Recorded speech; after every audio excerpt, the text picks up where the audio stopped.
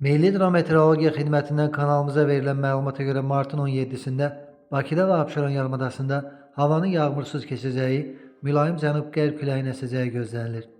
Temperatur gecə 8-13, gündüz 23-28 dərəcə isti, atmosfer təzyiqi 753 mm civə sütunu, nisbi rütubət isə 45-50% olacaq. Naxçıvanda, eləcə də Azərbaycanın bütün rayonlarında da sabah yağıntı gözlənilmir. Bəzi yerlərdə gecə və səhər duman olacaq, şərq küləyi əsəcək. Havanın temperaturu gecə 8-13, gündüz isə ötən günlərlə müqayisədə daha 3 dərəcə artaraq 26-31 dərəcəyə çatacaq. Dağlarda temperatur gecə 5-10 dərəcə isti, gündüz 20-25 dərəcə isti olacaq.